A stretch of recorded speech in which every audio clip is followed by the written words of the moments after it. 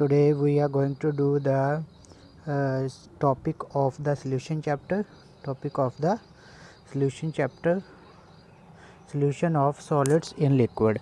Solutions of solids in liquid.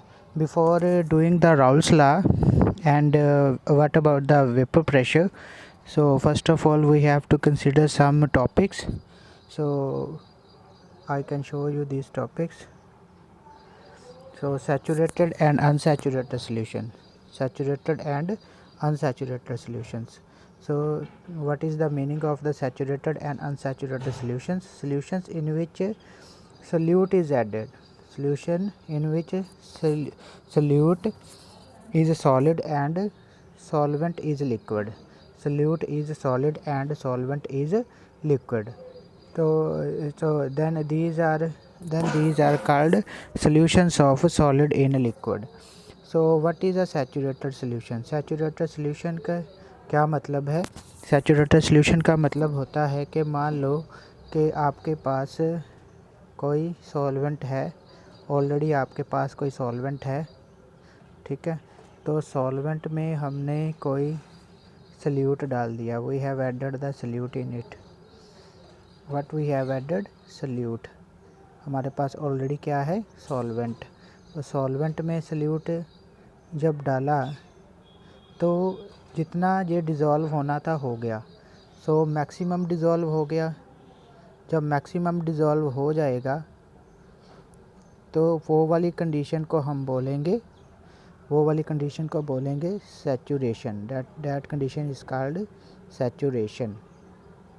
कि इसमें और ज़्यादा सल्यूट ऐड नहीं किया जा सकता किसी भी रूम टेम्परेचर पे. हमने रूम टेम्परेचर पे देखना है कि सल्यूट कितना ज़्यादा से ज़्यादा जो है वो डिज़ोल्व हो सकता है सॉल्वेंट में. सो कितने से ज़्यादा जो सॉल्वेंट जो है वो डिज़ोल्व हो सकता है सॉल्वेंट में, वो वाले सल्यूट को, ठीक है. तो एट डैट टेम्परेचर कौन सा होना चाहिए? हमारा रूम टेम्परेचर देख रहे हैं, क्योंकि टेम्परेचर ज़्यादा या कम करने से, ज़्यादा राइज़ करने से टेम्परेचर सॉल्युबिलिटी के ऊपर भी इफ़ेक्ट पड़ता है. So we are watching that कि सैचुरेटेड सोल्यूशन कहाँ बनना चाहिए? हमारा रूम टेम्परेचर पे. Okay students, so next let's see what is unsaturated solution. Unsaturated solution is one in which more solute can be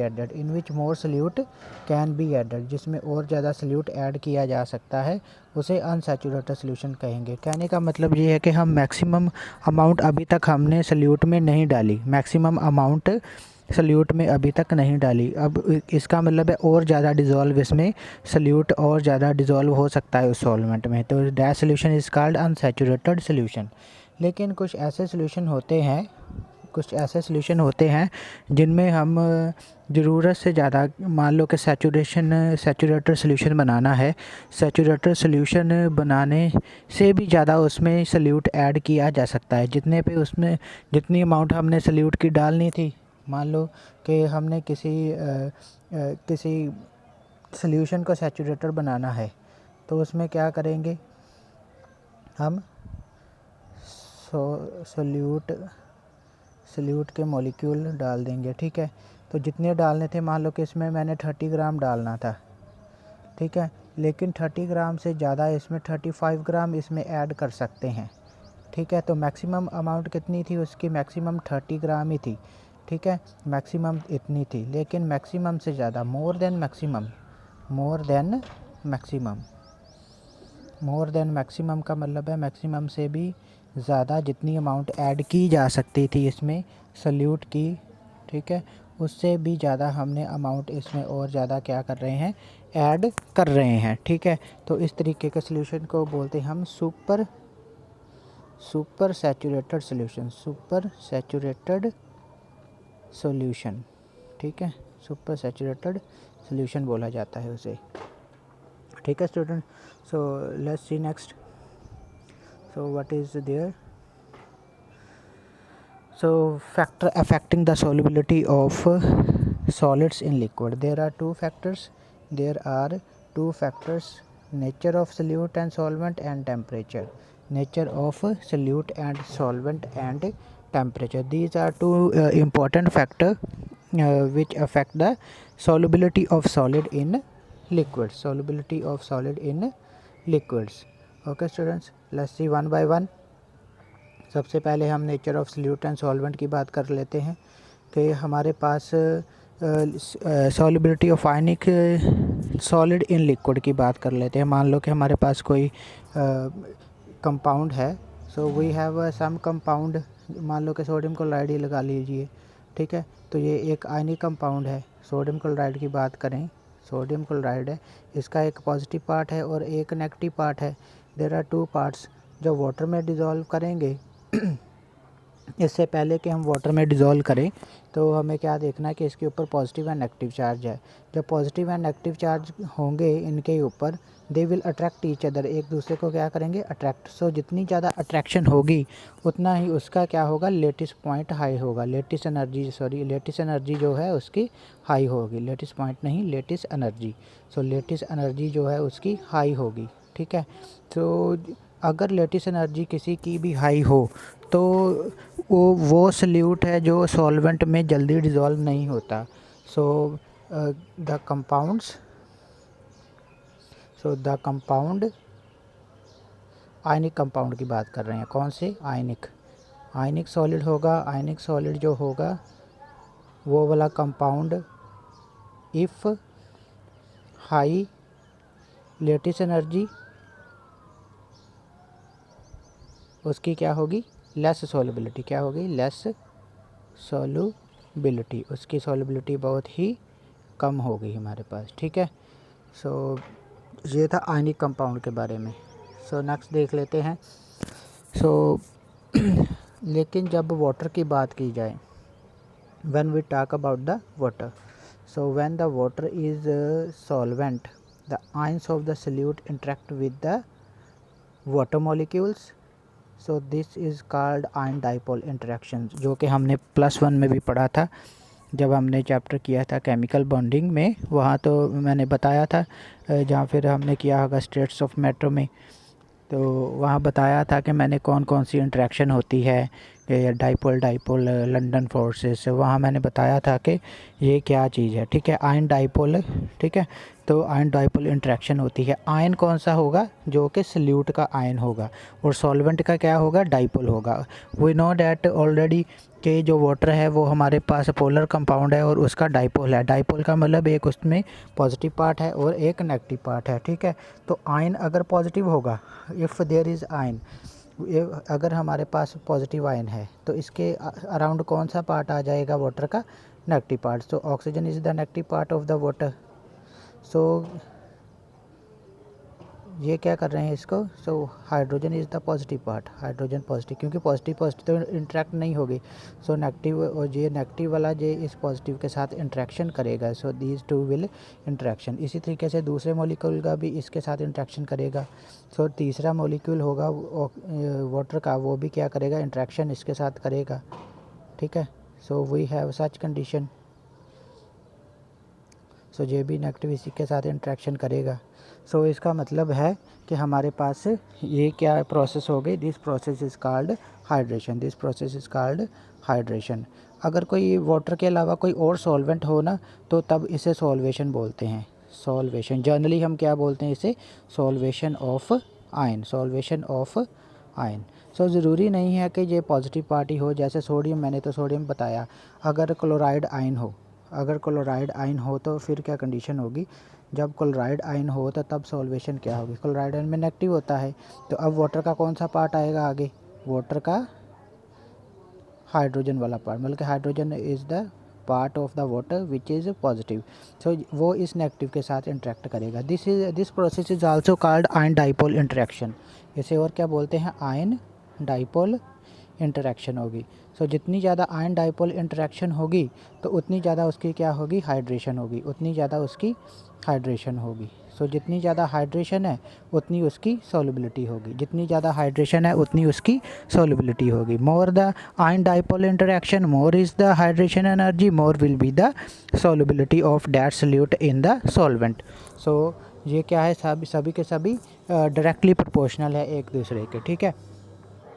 so let's सी, अब इसका मैं फिर एक बार बता दूं कि क्या है हमारे पास, कि जितनी ज़्यादा आयन डाइपोल इंटरेक्शन होगी, आयन डाइपोल इंटरेक्शन मोर, ठीक है, वो किसके ऊपर कर रहे हैं, हाइड्रेशन एनर्जी, और जो कि किसके ऊपर डिपेंड है, solubility of solid salute in the solvent, liquid solvent, ठीक है, उसकी सॉल्युबिलिटी की बात हो रही है। Okay students, so next see the next so more the hydration energy, more with the solubility. What is the dielectric constant? So dielectric constant जो है, जो आपने फिज़िक्स में भी पढ़ा होगा, what is the dielectric constant, तो ये जब हम कोई ये एक कांस्टेंट वैल्यू होती है, ठीक है, जो will learn in the physics there. तो डाइलेक्ट्रिक कांस्टेंट जो है जितना ज़्यादा होगा, जितना ज़्यादा डाइलेक्ट्रिक कांस्टेंट होगा, इसका मतलब है उतना ज़्यादा वो सल्यूट के नेगेटिव और पॉजिटिव आयन को इंटरेक्ट कर सकता है। सो किसी भी अगर सॉल्वेंट का डाइलेक्ट्रिक कांस्टेंट ज़्यादा होगा, इसका मतलब है वो उसकी उतनी ही अट्रैक्शन होगी फॉर पॉजिटिव और negative ions of the salute, ठीक है। तो जितनी ज़्यादा डाइलेक्ट्रिक की वैल्यू होगी, उतनी ज़्यादा उसकी सॉल्युबिलिटी भी बढ़ जाएगी। Okay students, so next is the effect of the temperature. Next is the effect of the temperature. So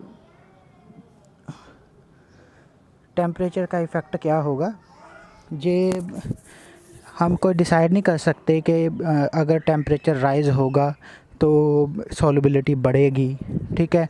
temperature rise होने से सॉल्युबिलिटी कम भी हो सकती है, और हो सकता है कि टेम्परेचर राइज़ करें, पहले सॉल्युबिलिटी इंक्रीज़ हो जाए, बाद में डिक्रीज़ हो जाए। So this depend upon the solute molecule. ये किसके ऊपर डिपेंड कर रहा है कि सल्यूट मॉलिक्यूल की नेचर कैसी है। सो अलग अलग के हमारे पास सल्यूट मॉलिक्यूल्स हैं, सल्यूट कंपाउंड है, ठीक है, इनके ऊपर डिपेंड करती है ये चीज़, ठीक है। तो इफ़ेक्ट ऑफ टेम्परेचर क्या होगा, मोस्टली वैसे देखा क्या गया है, जो ऑब्ज़र्व किया गया है वो मोस्टली ये है कि सल्यूट पार्टिकल्स जो है सॉल्वेंट में, सॉलिड जो सल्यूट होते हैं वो डिज़ोल्व होते हैं अगर टेम्परेचर बढ़ाया जाए। लेकिन सोडियम क्लोराइड की बात करें, जैसे नमक की बात करें, सोडियम क्लोराइड क्या है, टेबल सॉल्ट, तो अगर उसकी बात करते हैं तो उसकी सॉल्युबिलिटी पे ज़्यादा कोई इफ़ेक्ट नहीं पड़ता है, उसकी सॉल्युबिलिटी उतनी ही रहती है जितनी के टेम्परेचर ना बढ़ाए पे थी, ठीक है। मतलब उसका टेम्परेचर नहीं भी बढ़ाया तब भी उतनी सॉल्युबिलिटी थी, कि बढ़ा दिया तो तब भी सॉल्युबिलिटी उसकी उतनी ही रही, कुछ ज़्यादा चेंज नहीं आया, ठीक है। जैसे हम बोल देते हैं 19-21 का चेंज आया होगा उसमें, लेकिन ज़्यादा चेंज नहीं आया है, ठीक है। तो चेंज हम तभी देखेंगे टेम्परेचर बढ़ाने से बहुत ज़्यादा सॉल्युबिलिटी बढ़ गई, जहाँ कुछ इतनी सॉल्युबिलिटी बढ़ी जिसको हम मेजर कर सकते हैं, ठीक है। सो हमने ली कैटली प्रिंसिपल +1 क्लास में पढ़ा था। +1 क्लास में ये पढ़ा था कि अगर सल्यूट और सॉल्वेंट को आपस में ऐड करें तो हमारे पास सॉल्यूशन बनता है। अगर सॉल्यूशन बनने से रिएक्शन जो है वो क्या हो, एंडोथर्मिक हो। एंडोथर्मिक क्या होती है, एब्जॉर्प्शन ऑफ हीट को अब्जॉर्ब करने किया।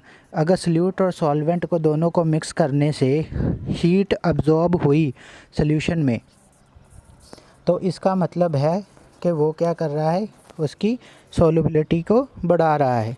सो इक्विलिब्रियम किस तरफ शिफ्ट करेगा, in which heat is absorbed. Heat किस डायरेक्शन में अब्जॉर्ब हुई, that is forward direction. Forward direction मतलब कि प्रोडक्ट फॉर्मेशन इज़ मोर, इसका मतलब है कि सोल्यूशन ज़्यादा बनेगा। सो सोल्यूशन ज़्यादा बन रहा है, इसका मतलब क्या है कि सॉल्युबिलिटी इंक्रीज़ हो रही है।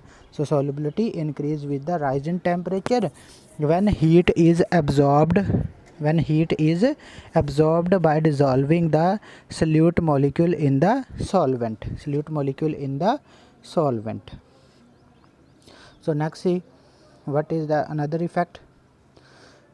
कुछ मैंने बताया ना कि सब्सटेंस हमारे पास हैं कुछ, जिनमें ये है सीजियम सल्फेट Ce2SO4 ब्रैकेट के बाहर 3 लिख देना। सल्फेट के तीन सल्फेट सीजियम 2 सीजियम के साथ अटैच हुए हैं, तो ये वाला कंपाउंड है हमारे पास जिसमें सॉल्युबिलिटी डिक्रीज़ होती है, क्योंकि इसमें क्या होता है, एक्सोथर्मिक डिसोल्यूशन होती है। एक्सोथर्मिक डिसोल्यूशन क्या है, मतलब कि सल्यूट और सॉल्वेंट को जब मिक्स करते हैं तो हीट निकलेगी। जब हीट निकलेगी तो वो सल्यूट एंड सॉल्वेंट जो डिज़ोल्व हो रहे होंगे उनको आपस में इंटरेक्शन नहीं करने देगी, क्योंकि हीट क्या करती है, दे ब्रेक द बॉन्ड। तो जब सल्यूट और सॉल्वेंट को हम मिक्स कर रहे हैं तो हीट निकल रही है। जब हीट निकलेगी तो तब क्या होगा, हीट जब निकलती है उस प्रोसेस को बोलते हैं exothermic process. When the process is exothermic by the increase of the temperature then there is a little solubility. ठीक है, तो इससे क्या होगा, reaction will go to the backward direction. ठीक है, according to the Le Chatelier principle reaction will go to the backward direction.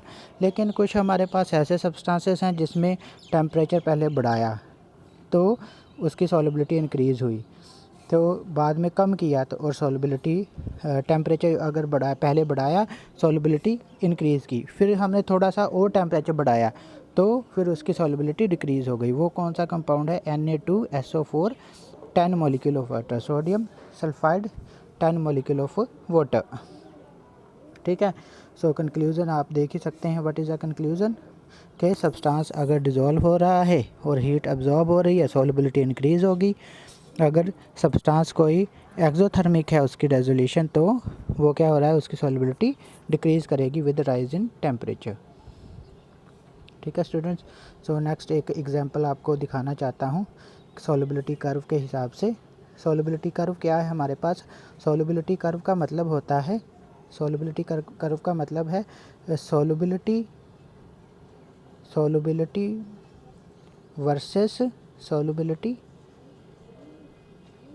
Versus temperature graph, this is called solubility curve. So ये हमारे पास क्या है जो दिखाई दे रही हैं, दीज आर सॉल्युबिलिटी कर्व्स। सो ये कब बनेगा, जब सॉल्युबिलिटी और टेम्परेचर के बीच में ग्राफ ड्रॉ करेंगे। Okay, when we draw the graph between the solubility of the solute in the water and temperature. ठीक है, इन दोनों के बीच में ग्राफ ड्रा करके देखा तो हमें दिखाई ही दे रहा है कि क्या है, सॉल्युबिलिटी में क्या हो रहा है। देखो, you can see the there is a marked increase of the